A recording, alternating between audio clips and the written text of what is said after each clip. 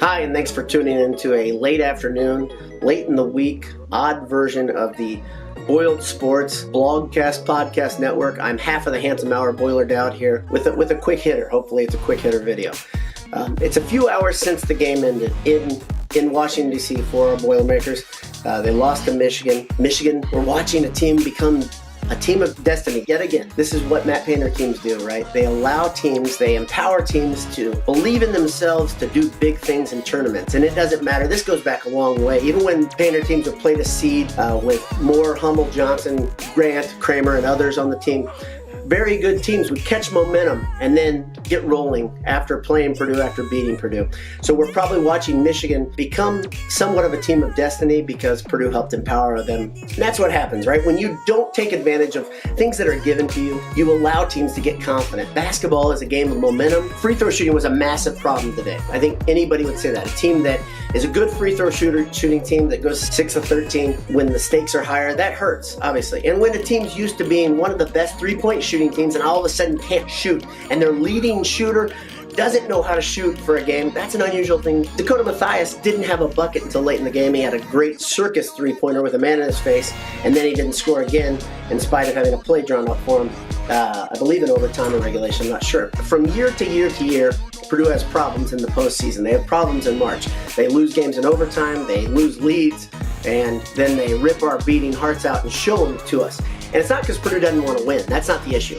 I'm telling you, what I've been saying for a while on these podcasts is Matt Painter is who Matt Painter is. And some of the things that we saw rear their ugly heads again today, not fouling players out who get into foul trouble, right? You had 3 Michigan big men with foul trouble that didn't foul out in spite of having 3 or 4 fouls relatively early in the game. Wagner had 4 fouls with about 7 minutes left in regulation, played much of the remaining regulation and then overtime as well, still didn't foul out. Painter didn't take it at him. Painter didn't tell his guys, go at him. He's playing with his hands up in the air like a couple other Michigan players did. Purdue could not manage to foul out the key guys.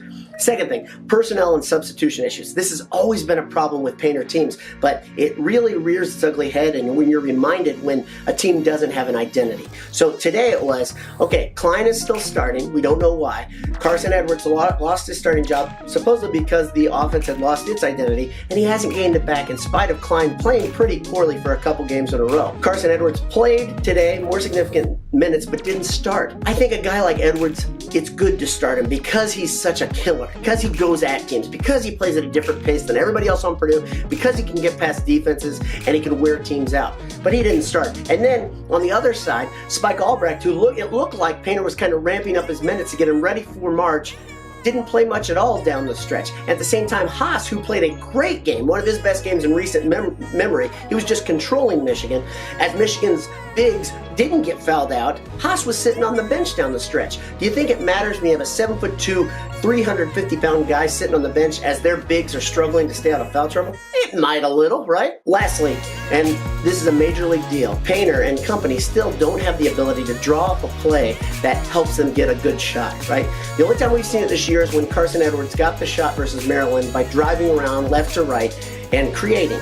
Today, they gave the ball back to Edwards, but he couldn't get a shot off because he got about a 24-footer and it got blocked. It didn't hit the rim. So it's not so much that play, it's the cumulative information that we've all built up over the past few years that Painter and his coaching staff do not know how to draw up a play in crunch time. We heard just recently Northwestern's Chris Collins gives the power of the drawing up plays to an assistant coach. That's what he does. And I have still yet to see Painter relinquish that power to any of his coaches on the current staff. He did it a few years ago when Shrewsbury was there. He did it before that with Konzo Martin and Paul Lusk. I think both drew up plays.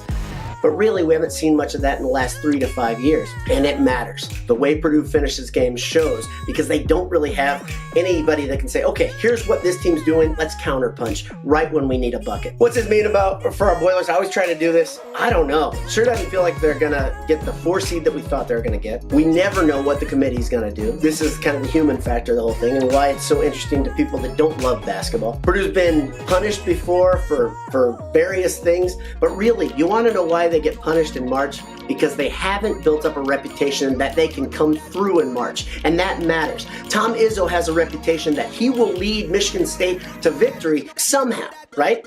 He had a bad game last year. It doesn't matter. It's wiped off because he's built up the equity that Matt Painter has not built up. It's been a long time since Purdue even got to a Sweet 16, and I have a hard time believing Purdue's going to get out of the first weekend now based on what we just saw. Prove me wrong, Boilers. Have a great weekend. This has been the Boiled Sports Handsome Hour half podcast. I'm Boiler Dowd. BS all the time.